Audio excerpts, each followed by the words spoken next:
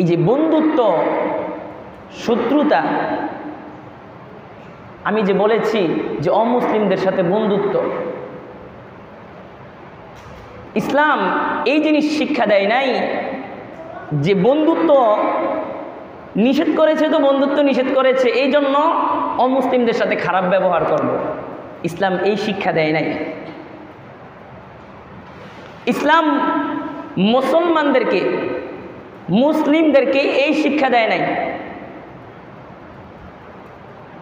যদি তোমার সাথে তারা খারাপ ব্যবহার করে তুমি তাদের সাথে ভালো ব্যবহার করো, যেন সে তোমার প্রতি আকৃষ্ট হয়, যেন সে তোমার ইসলামের প্রতি আকৃষ্ট হয়, তোমার ধর্মের আচার আচরণ দেখে যেন সে তোমার পথে চলে আসে, তুমি তার সাথে এরকম ব্যবহার করো। যদি তুমি তাদের সাথে খারাপ ব্যবহার করো, যদি তুমি তাদের খোদা যারা মানে তারা যেসব মূর্তিদেরকে পূজা করে, তারা যেসব খোদা মাইনা চলে, যদি তুমি তাদেরকে গালিগালাজ করো তাহলে তারাও তোমাকে গালিগালাজ করতে বাধ্য হবে, তারাও তোমার খোদাকে গালিগালাজ করতে বাধ্য হবে। তুমি যদি তাদের সাথে খারাপ ব্যবহার করো তারাও তোমার সাথে খারাপ ব্যবহার করবে। এখন আমরা কি মানে এটা চাইবো যে আমাদের আল্লাহ রাব্বুল আলামিনকে নাউযুবিল্লাহি মিন যালিক যে তিনাকে গালিগালাজ করুক? এটা কি কোনো মুসলমান চাইবে? কোনো মুসলমান চাইবে না। এই জন্য ভাই আমাদের বোঝা উচিত, বন্ধুত্ব বলা হয়েছে, আমি যে আলোচনা নিয়ে বসেছি এটার ভিতরে যেই কথাটা বলা হয়েছে যে আমরা যে চলাফেরার ক্ষেত্রে, কথা বলার ক্ষেত্রে, উঠা বসার ক্ষেত্রে একজন মুসলমান হোক অপর অমুসলিম হোক, যার সাথে উঠা বসা করব, লক্ষ্য করব, যদি মুসলিম হয় তাকে আন্তরিকভাবে তাকে মহাব্বত করতে হবে, দিল থেকে তাকে মহাব্বত করতে হবে। সে যদি গুনাহের কাজে লিপ্ত থাকে তাকে গুনাহের কাজ থেকে বিরত রাখে, তাকে পুনরায় নামাজের দিকে আনতে হবে, যেই কাজের মধ্যে নেকি আছে ওই কাজের মধ্যে তাকে আনতে হবে। যদি অমুসলিম হয় তার সাথে অন্তর থেকে নয় উপর থেকে এরকমভাবে মহাব্বত করতে হবে। যদি অন্তর থেকে মহাব্বত করতে হয় এই জন্য মহাব্বত করো যে আমি তাকে মহাব্বত করি, এই জন্য আমি চাই সে ইসলামের পথে আসুক, আমি চাই সে ইসলামের পথে আসুক। এরকম নিয়ত যদি কারো থাকে তাহলে সে পারবে। অন্যথায় যদি কোনো অমুসলিমকে ভালোবাসতে হয় অন্তর থেকে নয় উপর থেকে ভালোবাসো, তাকে একসাথে ওরকমভাবে বাইরা তাকেও জাহান্নামে ফেলা হবে। কত কঠিন কথা বলা হয়েছে। আল্লাহ রাব্বুল আলামিন নিজেও বলেছেন যদি কেউ অমুসলিমদের সাথে সম্পর্ক করে আল্লাহ রাব্বুল আলামিন তার থেকে দূরে সইরা যায়। শয়তানের যারা বাহিনী, শয়তানের বাহিনী কারা? শুরুতেই বলেছিলাম অশ্বারোহী একদল, আর আরেক দলের নাম হলো পদাতিক বাহিনী।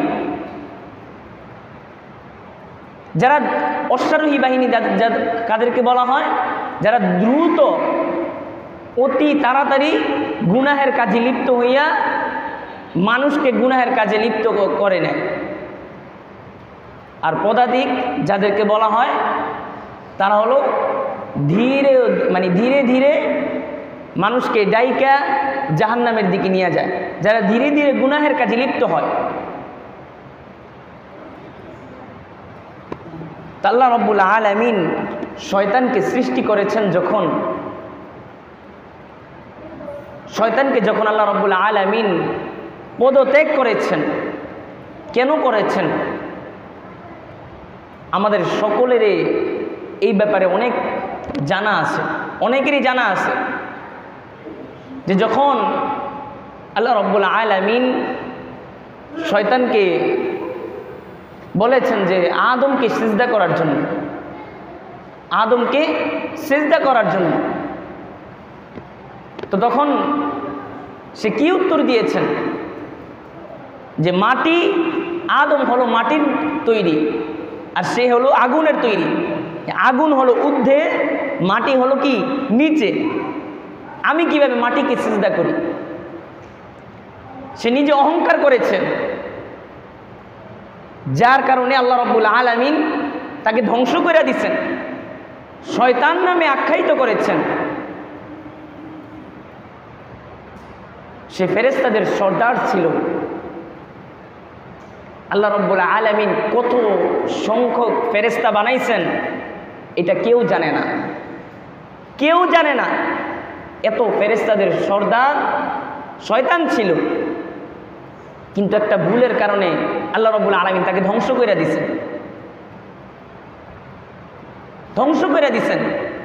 তো যখন তাকে ধ্বংস করে দিয়েছেন, আল্লাহ রাব্বুল আলামিন তাকে পদত্যাগ করেছেন, তখন সে আল্লাহ রাব্বুল আলামিনকে বলেছেন যে আল্লাহ, আমি আপনার কাছে কয়েকটা জিনিস চাই। কি জিনিস? যে আমাকে কিয়ামত পর্যন্ত হায়াত দিতে হবে,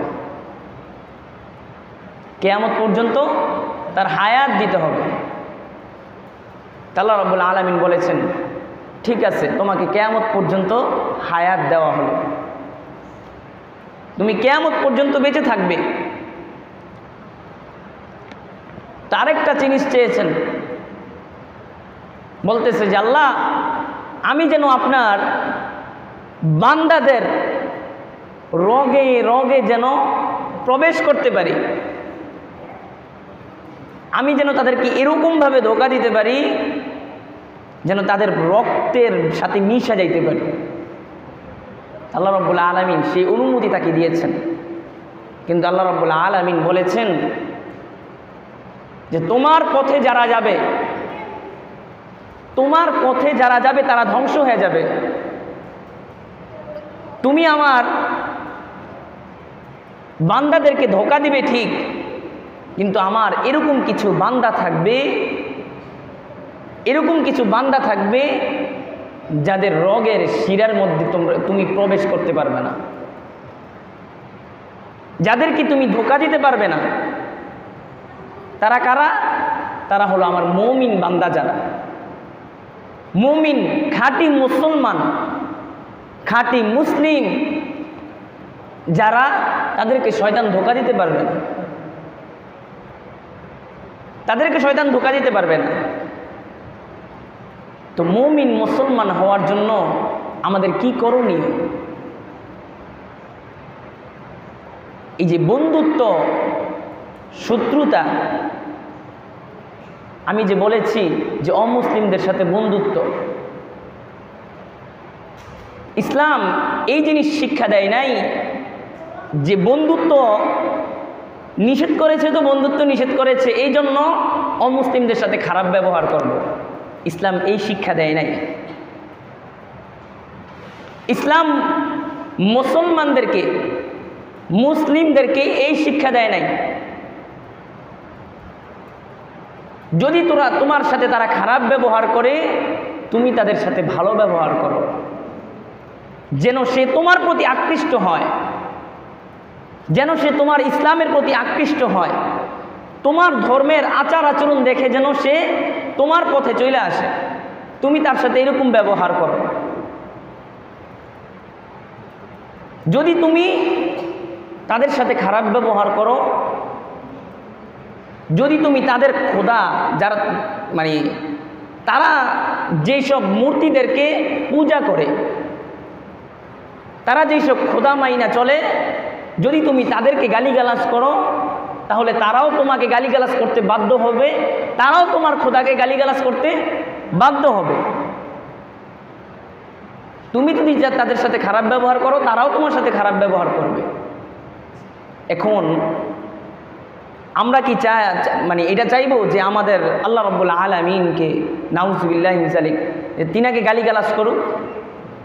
এটা কি কোনো মুসলমান চাইবে? কোনো মুসলমান চাইবে না।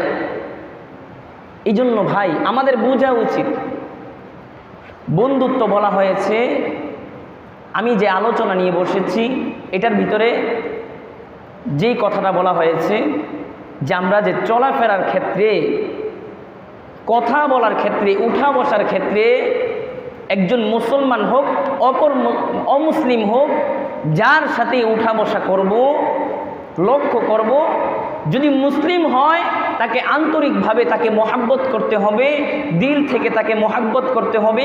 সে যদি গুনাহের কাজে লিপ্ত থাকে তাকে গুনাহের কাজ থেকে বিরত রাখে, তাকে পুনরায় নামাজের দিকে আনতে হবে। যেই কাজের মধ্যে নেকি আছে ওই কাজের মধ্যে তাকে আনতে হবে। যদি অমুসলিম হয় তার সাথে অন্তর থেকে নয় উপর থেকে এরকমভাবে মহাব্বত করতে হবে। যদি অন্তর থেকে মহাব্বত করতে হয় এই জন্য মহাব্বত করো যে আমি তাকে মহাব্বত করি, এই জন্য আমি চাই সে ইসলামের পথে আসুক, আমি চাই সে ইসলামের পথে আসুক। এরকম নিয়ত যদি কারো থাকে তাহলে সে পারবে। অন্যথায় যদি কোনো অমুসলিমকে ভালোবাসতে হয় অন্তর থেকে নয় উপর থেকে ভালোবাসো।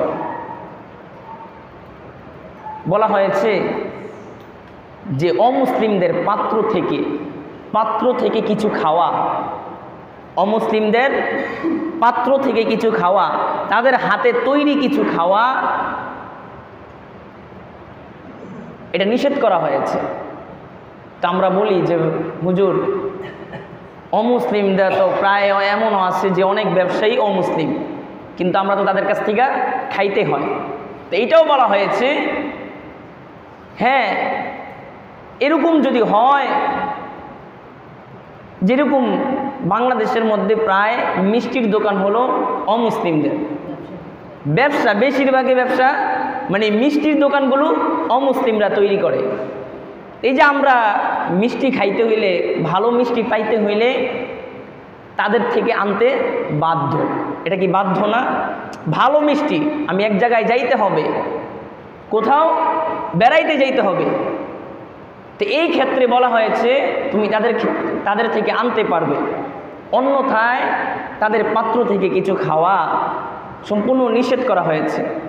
যদি কোনো অমুসলিম তোমাকে দাওয়াত করে, যদি কোনো অমুসলিম তোমাকে দাওয়াত করে, বাধ্য যাইতে হবে, তখন তুমি যাও, কিন্তু লক্ষ্য রেখো যে তারা কিভাবে তোমাকে যেই পশুর থেকে গোশত খাওয়াবে, যে পশু পাখি থেকে তোমাকে গোশত খাওয়াবে, তোমাকে যেই খাবার দিয়ে মেহমানদারি করাবে, ওই জিনিসটা তারা কিভাবে জবাই করেছে, তারা কিভাবে কাটছে, তারা কিভাবে তৈরি করছে, এটা একটু লক্ষ্য রাখতে হবে।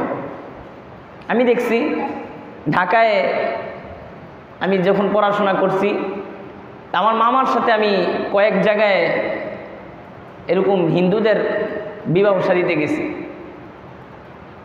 তো যাইতে বাধ্য, যখন যাইতে বাধ্য তখন অনেক মুসলমান যায়, প্রায় যায় না এরকম। আমি কয়েক জায়গায় গেছি, যাই দেখলাম যে মানে মুসলমানদের জন্য আলাদা প্যান্ডেল করছে, হিন্দুদের জন্য আলাদা প্যান্ডেল করছে। মুসলমানদের জন্য আলাদা মুসলমানদের দ্বারা খাবার তৈরি করছে, হিন্দুদের জন্য আলাদাভাবে হিন্দুদের দ্বারা খাবার তৈরি করছে। এরকম যদি হয় লক্ষ্য রাখতে হবে যে অমুসলিম ভাই আমার জন্য কিভাবে খাবারটা তৈরি করছে, খেয়াল করে খাইতে হবে। তো এরকমই যে বন্ধুত্ব, যদি বন্ধুত্ব তার সাথে রাখতে হয় তাহলে আমাকে রাখতে হবে উপর থেকে, ভিতর থেকে নয়, অন্তর থেকে নয়। কিন্তু যদি কোনো মুসলমান ভাই হয় তার সাথে তো আমার মহাব্বত অন্তর থেকে রাখতেই হবে, অন্যথায় হবে না। এই জন্য বন্ধুত্ব যদি রাখতে হয় খারাপ ব্যবহার করে নয়।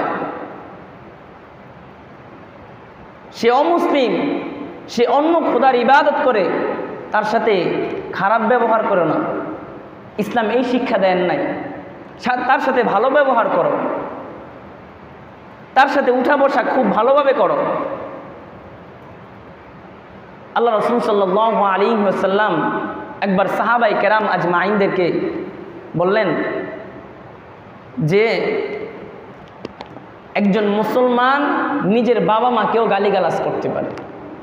একজন মানুষ নিজের বাবা মাকেও গালিগালাজ করে। তখন সাহাবাই কেরাম আজমাইন অবাক হয়ে গেছেন যে হুজুর এটা কিভাবে সম্ভব, নিজের বাবা মাকে কিভাবে গালিগালাজ করা যায়, নিজের বাবা মাকে কিভাবে গালিগালাজ করে। তো বলা হয়েছে যে যখন একজন মুসলমান অপর মুসলমানের সাথে লড়াই করে তার বাবা মাকে গালিগালাজ করে, তখন সে বাধ্য হয় তার নিজের বাবা মাকে গালিগালাজ করতে। যে গালিগালাজ করছে তার বাবা মাকে গালিগালাজ করতে বাধ্য থাকে। তো তাকে গালিগালাজ করলো, আমি নিজে তাকে গালিগালাজ করলাম, সে আমার বাবা মাকে গালিগালাজ করলো, তা আমি আমার বাবা মাকে গালিগালাজ শুনাইলাম না? কি বলেন? আমি আমার বাবা মাকে গালিগালাজ করলাম না?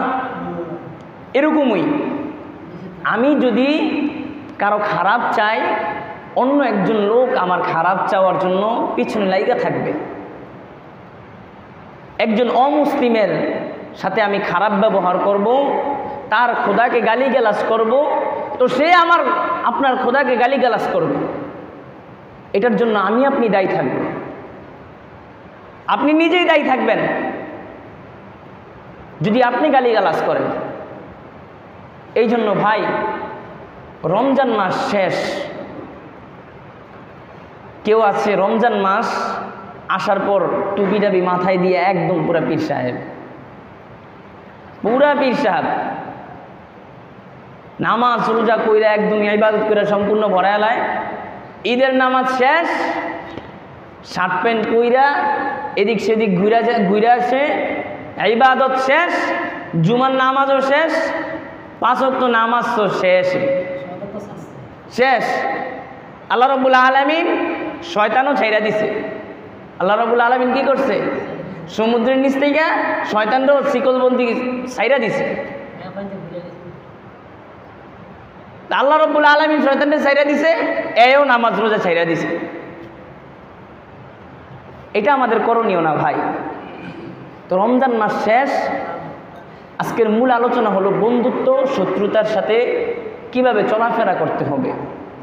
তো চলাফেরার ক্ষেত্রে এই নামাজ রোজাও আছে, এই নামাজ রোজাও আছে, ইবাদতও আছে। রমজান মাস শেষ, আমি নামাজ পড়তেছি, কিন্তু আমার বন্ধু সে রমজান মাস ইবাদত করছে, এরপর আর ইবাদত করে নাই। লক্ষ্য করতে হবে সে নামাজ পড়তেছে কিনা, তাকে আমি নামাজের মধ্যে নিয়ে আসি। আল্লাহ রাব্বুল আলামিন যা কিছু বললাম শুনলাম, আমরা সকলে অমুসলিম হোক মুসলিম হোক তাদের সাথে উঠা বসার ক্ষেত্রে সুন্দরভাবে যেন আমরা আচার আচরণ করতে পারি, সুন্দরভাবে যেন তাদেরকে নিয়ে আমরা একজোটে আল্লাহ রাব্বুল আলামিনের ইবাদত করতে পারি। আল্লাহ রাব্বুল আলামিন আমাদেরকে তৌফিক দান করুক। ওয়া আখির দাওয়ানা আলহামদুলিল্লাহ।